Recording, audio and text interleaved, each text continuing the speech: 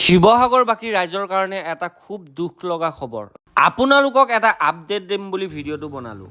যোৰহাটৰ পৰা শিৱসাগৰলৈ আহি থাকোঁতে যিখন ব্ৰিজ পায় নামটো হৈছে গেমন ব্ৰিজ। এই ব্ৰিজখন মাজতে ভাঙি গৈছে, গতিকেলে আপোনালোকৰ যাতায়াত ব্যৱস্থাটো একেবাৰে বন্ধ কৰি থোৱা হৈছে আৰু খুব দ্ৰুতগতিৰে কাম চলি আছে বৰ্তমান অভাৰব্ৰিজখনৰ ওপৰত। আৰু যদি আপোনালোকে আজি যোৰহাটৰ পৰা শিৱসাগৰলৈ আহিম বুলি ভাবে তেতিয়াহ'লে আপোনালোকে আহিব লাগিব ভটিয়াপাৰেদি সোমাই টাউনেদি আহি আপোনালোকে শিৱসাগৰলৈ আহিব লাগিব।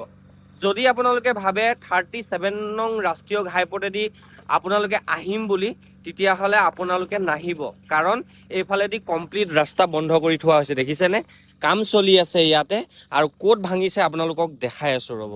যোৱাকালি ৰাতি 12টা বজাত হঠাৎ কৰি ব্ৰিজখন ভাঙি গৈছে সুৰ মাজত। গৈ দেখা পাইছোঁ ব্ৰিজখনৰ কাম কমপ্লিট চলি আছে, আৰু যদি আপোনালোকক দেখাওঁ বেৰিকেড লগাই পেলাই থৈ দিছে।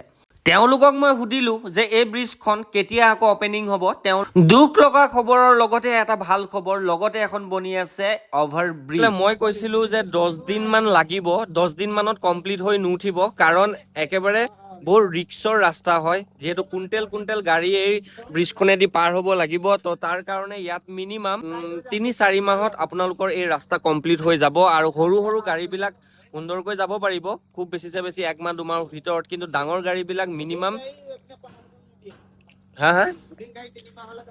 লোডিং গাড়ী মিনিমাম 3 মাহ মানলৈকে পাৰ হৈ নোৱাৰে। আৰু মই আহি থকা ৰাস্তাটোত একেবাৰে মানে য'ত ত'ত গাড়ী মানে জাম লাগি গৈছে ট্ৰাকৰ। এই আপডেটটো এইকাৰণে দিছোঁ যে সকলোৱে নাজানে ব্ৰিজখন ভাঙিছে বুলি। হাই স্পীডেৰে আহি যদি তেওঁলোকে গম পায় ইয়াত ভাঙিছে বুলি, হয়তো কাৰোবাৰ ক্ষতি হ'ব পাৰে। তাকে ভাবিলোঁ ভিডিঅ' এটা বনাই আপোনালোকক সকলোকে জনাওঁ। লগতে বনি আছে নতুন ব্ৰিজৰ কামো কমপ্লিট হৈ উঠা নাই, লগতে এইবিলাক পৰি আছে লোহা, আৰু সকলো মানুহে নিজৰ হাতে হাতে কাম কৰি আছে অভাৰব্ৰিজখনৰ ওপৰত। আৰু তেওঁলোকে পুৰণাবিলাক ভাঙি নতুনকৈ নিৰ্মাণ কৰিব অভাৰব্ৰিজ। অভাৰব্ৰিজত অকল সেয়াই কাম নহয়, লগতে চলি আছে ৰং মৰা কামো।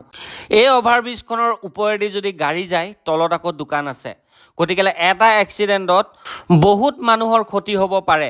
এইবাৰ যদি এই গেমন ব্ৰিজখন বনোৱা যায় তেতিয়াহ'লে মজবুত কৰি বনাব বুলি অনুৰোধ থাকিলে।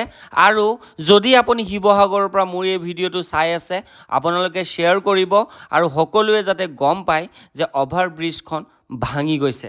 এই অভাৰব্ৰিজখন ভাঙি যোৱাৰ কাৰণে গাড়ীৰ যাতায়াত ব্যৱস্থা বহুত বেছি প্ৰব্লেম হৈ পৰিছে, গতিকে ৰাস্তাৰ কিনাৰে কিনাৰে গাড়ী লগাই থৈ দিছে মালবাহী ট্ৰাক।